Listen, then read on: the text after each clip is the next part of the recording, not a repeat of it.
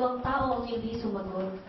Ganun katalas yung paninig ko. Yung mga hindi sumasagot, yun ang naririnig ko. So, okay lang po ba? Pag may konting pagbati, may konti rin pagbati. Pag may konting tanong, may konti rin sagot. Okay lang po ba? Yes! Ako, sa yes nyo pa lang po, hindi na po mga yes ng mga payaman.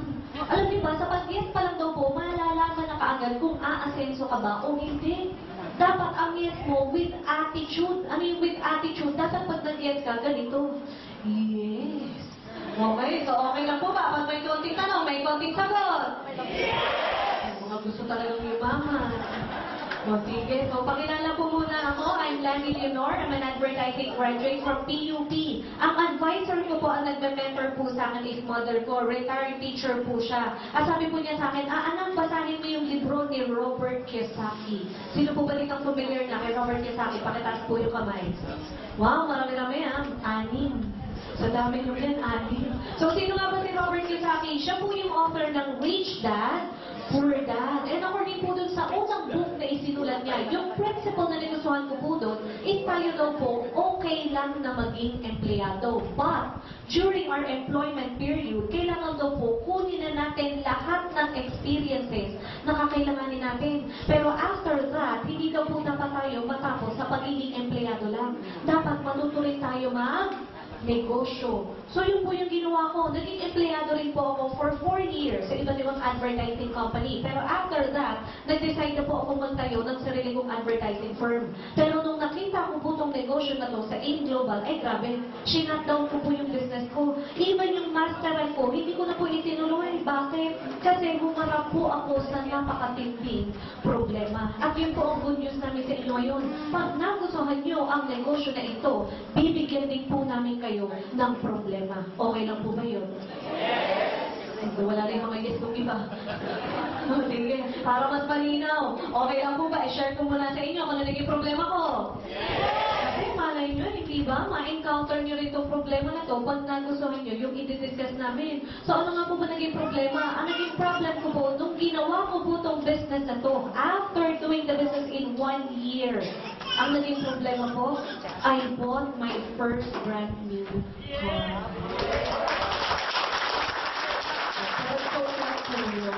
Joke lang po na iyon ang problema. Siyempre, masarap kayong magkaroon ng sariling kotse. Ano po ba na talaga naging problema? Ang naging problem po, nung pinili ko po yung kotse, hindi po ako marunong mag-drive. At wala rin akong lisensya. Kaya yung time na binili ko yung car, nakiusap ako sa ahente ng Honda. Sabi ko, aside mo, pakideliver naman dito yung kotse. O, mabait naman yung taga-ahente. E, dineliver niya. Ang mga ahente kasi, mababait niya mga yan. Oo, sa umpisa.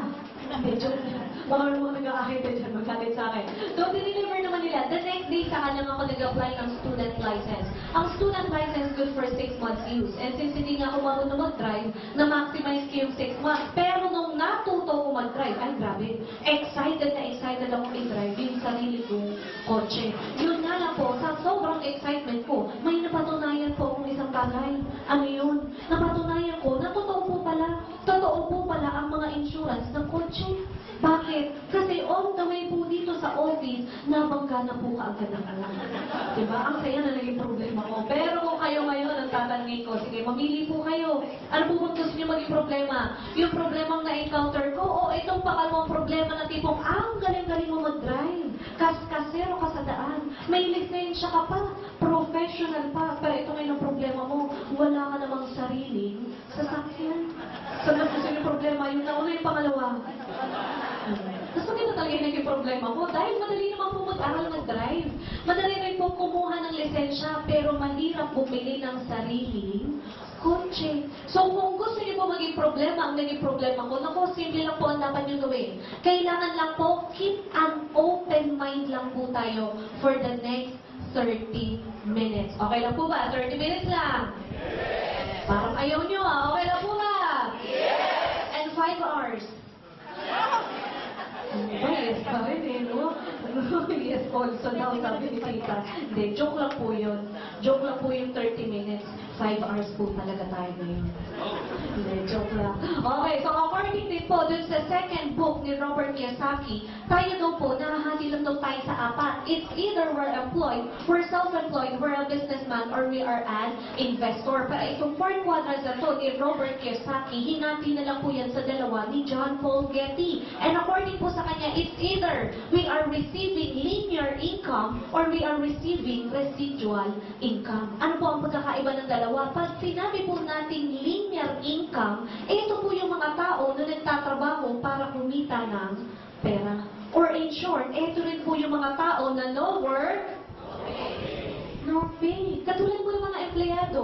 I have nothing against sa employment kasi naging empleyado rin ako eh. Pero itong reality, pansinin mo, isang empleyado, umabsent ng isang linggo, wala nang sick leave, wala nang vacation leave, may matitira pa po ba sa mga sweldo?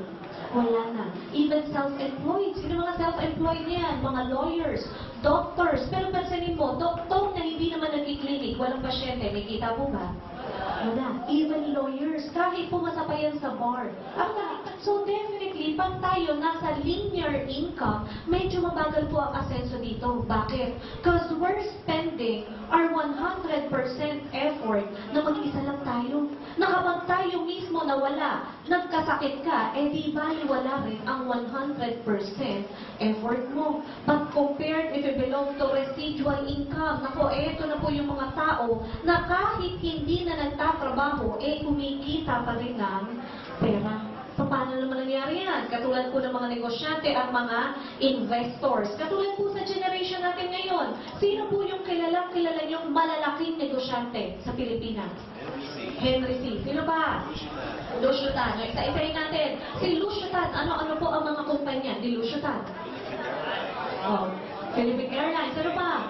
Fortune Tobacco. Pero ang tanong ngayon, si Lucio Tan po ba nakita nyo na nagpalipad ng eroplano ng Philippine Airlines? Parang yung iba nakita na hindi sumasagot. Nakita nyo na po ba? Hindi talaga. Bakit? Eh, napakataas nun. Kahit sino piloto ilagay mo doon, hindi mo matatanaw. Tama po ba? Hindi, joke lang. Please tayo. O, ito na lang. Ibahin ko na lang ang tanong. Si Lucio Tan po ba, nakita nyo na nag-cigarette vendor dito sa may Ortigas? Hindi. Pero ang tanong ngayon, magkano ang kinikita ni Lucio Tan? Hindi lang milyon. Billions pa. Bakit gano'n na nangyari? Kasi nga, pag sinabi nating residual income, ito po yung you have 1% of 100 people. Nakatulad po ni Henry C. Libo-libong empleyado niya ang pumapasok sa bawat kumpanya na siya ang may-ari na kahit hindi siya nagtatrabaho, kumikita pa rin siya ng pera. Parang katulad nito, si Henry C. Ano mga kumpanya ni Henry C? SM. Ano pa? Banco de Oro. Ang tanong, si Henry C. po ba nakita niyo nag-banner sa SM? Hindi. Si Henry C. ba nakita niyo nag-cashier or nag-teller sa Banco de Oro?